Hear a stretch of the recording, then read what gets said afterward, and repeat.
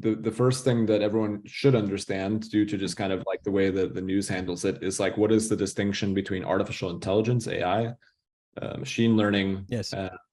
and then things like LLMs, large language models, ChatGPT. And the way I usually talk about this, right, is that there is kind of this big circle of artificial intelligence, and within artificial intelligence is machine learning, which is a subset of artificial intelligence. And then within the subset of machine learning is something called natural language processing. Actually, it's kind of a Venn diagram, but basically you can say that large language models are a subset of machine learning, and a subset of large language models is ChatGPT, or actually is GPT-3 and 4, and then a subset of GPT-3 and 4 is ChatGPT. So I It think just that keeps going, doesn't it? hurdles all the way down, or robots all the way down. Yeah. Artificial intelligence itself is just a very broad term for how do we, to be honest, it's not even specific to computers. I mean, you could have a physical mechanism like the I can never pronounce this one, but the old one they found in the bottom of the Mediterranean some years ago that is basically an astrology kind of really complex gears and all that kind of stuff. The Antikythera mechanism, I think it's called. That in theory is artificial intelligence, but I mean, it's done just by a very clever way of using gears and stuff. But the way we usually think about it is with computers, and there are many different ways you can essentially, let's say, teach a computer to do something, and it doesn't have to be through machine learning. You can teach a computer to kind of be intelligent by having a very complex kind of tree-based decision thing where, if this, then that, if this, then that. There are people that have made computers sound kind of like ChatGPT by having no machine learning going on and really just having a very verbose set of rules for the computer to respond to queries and so on and so forth. But yeah, I mean, nowadays the big hype is machine learning, and that's a very broad term as well, that basically just means, can we give a computer a bunch of new data and allow it to learn from that data to make better predictions about whatever it might be? That could be the outcome of a mathematical function, or it could be, how to respond to a human language query like ChatGPT. But the most simple version and the most used version of machine learning is actually just linear regression. And so the way that when we're talking about machine learning, we're just saying, hey, like, here's a bunch of data to the machine. Can you please tell me what the line should look like? What should be the M and what should be the B?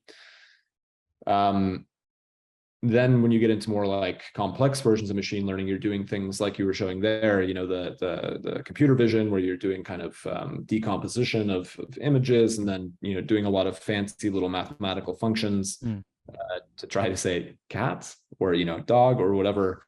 But again, it's statistical. So, I mean, that picture there, it's a great example because even if it was a picture exactly of like a real tiger or a real dog, the computer would still only have 80%, 90% certainty that it was a tiger or a cat or a dog. Whereas I think with humans, it's probably not correct to say we have 100% certainty, but I would look at that and say, oh, it's a picture of a dog made to look like a tiger. The biggest issue, I think, that if you discuss artificial intelligence or machine learning, and this whole idea of will computers replace humans, et cetera, it's we also understand. I mean, we don't understand a lot of things about the brain, but we understand that there is not one human brain. There's a whole kind of potential range or distribution of human brains. So, I mean, some people's prefrontal cortex works different. Some people have small injuries that cause their brain to operate in a totally different way. It's an interesting philosophical question of what do we actually mean by artificial intelligence, because we don't even have a definition for intelligence. And that's yeah. The thing to understand about machine learning is that generally we're looking at solving mathematical functions. Like even ChatGPT, which is a language model, is still really solving a mathematical problem. It's basically statistics. What do people usually respond to such a query?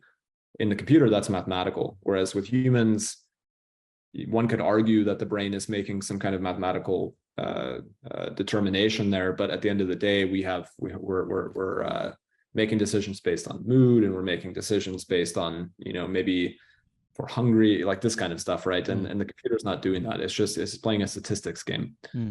Yeah, maybe something. I mean, so for the actual industry, like machine learning and artificial intelligence, the big focus now is really on, let's say, human-like tasks, meaning that computer vision is one. How does a car drive itself around and understand that there's a pedestrian about to cross the zebra, as they call it in German, or a crosswalk. Um, or how, if I say, hey, what do you think would be a good novel? How does the computer basically tell me what it thinks I should write? That's where really the focus has gone, but still 99% of machine learning models are just solving logistical regression. So people tend to forget about that, but the research and kind of the business case for machine learning and AI is really going towards that kind of like human-like Yes. capability.